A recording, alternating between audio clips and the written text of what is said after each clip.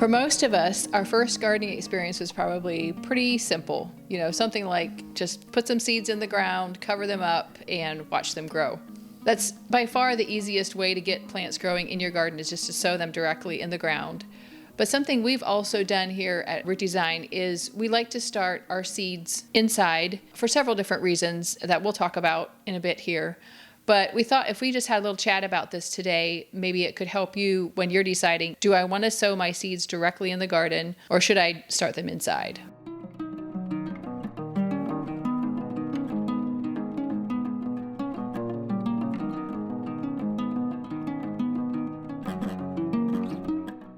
So like Rosita mentioned, it's easiest just to plant them directly in the garden. And there are some plants that actually prefer to be direct sown.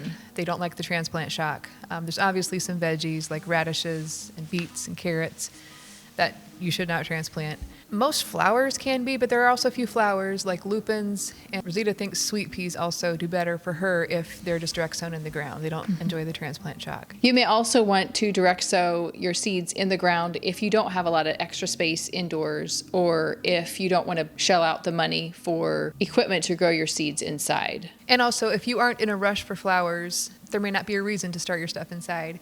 We've come to this place where we start most of our things inside just because we want to have flowers earlier in the year, and we also want to time our crops. If that's not a big deal for you, just plant them in the garden.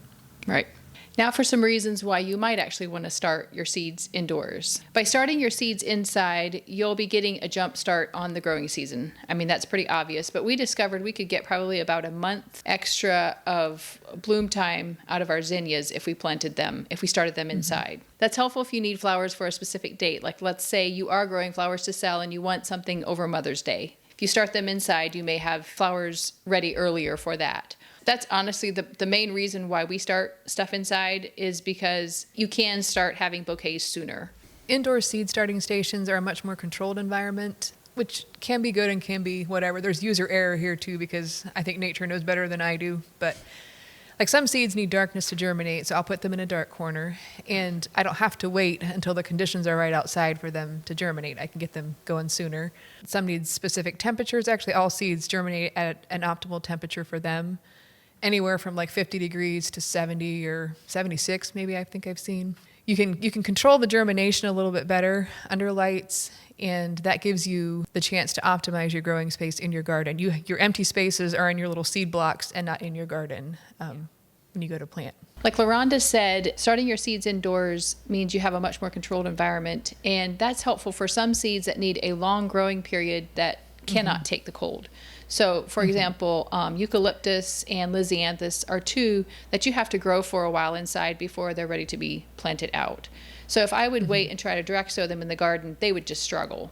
I probably wouldn't get, blooms, wouldn't be able to cut the eucalyptus. If you're wanting to grow different varieties, you have much more possibility if you're willing to take the time to start them inside. And then another reason too is if you just are intrigued by growing plants indoors. That's honestly the way I got started long before root design was a thing. I thought it was fun to start plants on a windowsill. I didn't have grow lights back then, which we'll talk about that in a bit. But I loved to see little seeds starting in the dead of winter. And so, that could also be a reason to start them. Just you want something green and growing while it's a little dreary outside. We call it plant therapy or garden therapy. Yeah. There's something about seeing a little plant sprout from a seed that just does something to you in the dead of winter. I agree with that. Especially if that seed is basil and you can kind of stroke it a little bit and smell some Italian food. I do the exact same thing. If I have basil seed left from the other season, I will go through and I'll start them. I'm not planning to plant them out. I'll just chop off the tops and throw it on a pizza or something, and delicious. Yep. So let's talk a little bit about when you need to either plant in the garden or start indoors, because that can be a little bit confusing. It's the thing that makes me do the most research every year, is to figure out when do I need to start each seed to give it the best chance to grow. The first thing to know is that there are cool season flowers and warm season flowers. So cool hardy annuals, for instance, can be either direct sown or started indoors and planted outside in the fall, the previous year. And then they will just grow. You may need to use some frost cloth, but they will just grow very slowly over winter and then take off in the spring. If you didn't do that the fall before, you can also start them indoors. You will need to start indoors to plant in the spring. And then that's what I have under lights right now. This is February the 7th.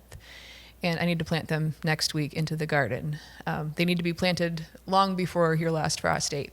They will not do well if they're planted too late and the temperatures are too warm. Mm-hmm. But then it's opposite for the warm season annuals. Those you will either want to direct sow in the garden after your last frost date, or if you're starting them inside, no more than 4 to 6 weeks before your last frost date. It gets confusing, I know. Right.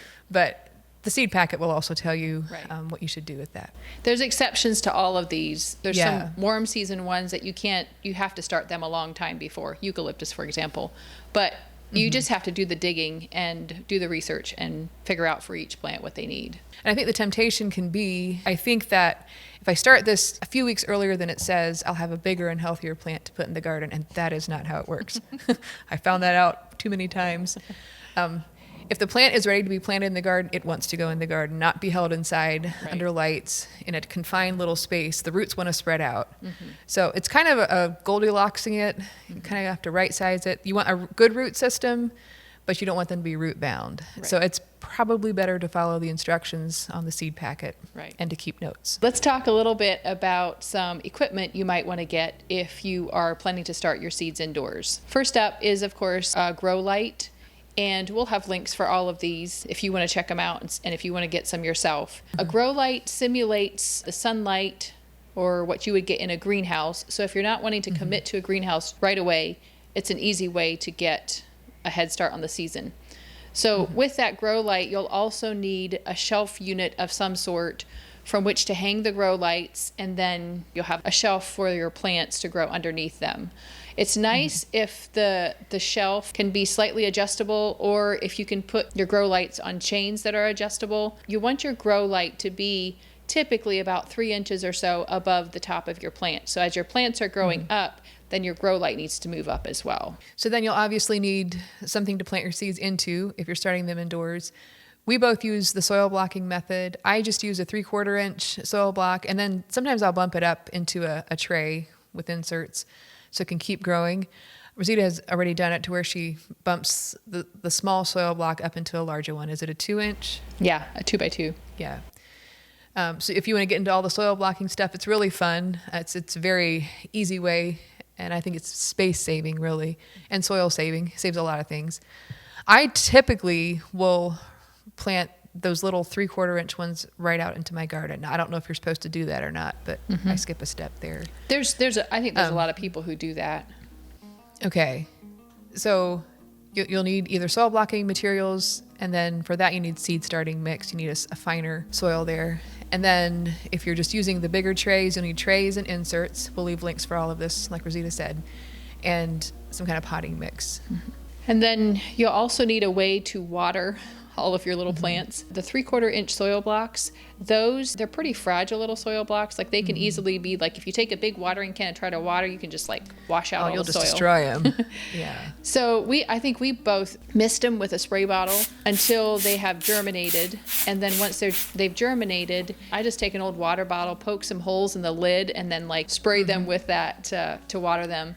Sometimes if the plants are established and they have roots, you can use just a regular watering can as well with the bigger soil blocks. And you really don't need to buy any equipment to water these little soil blocks. I just use my little glass measuring cup. It has a little spout on it, and carefully pour my water in like that too.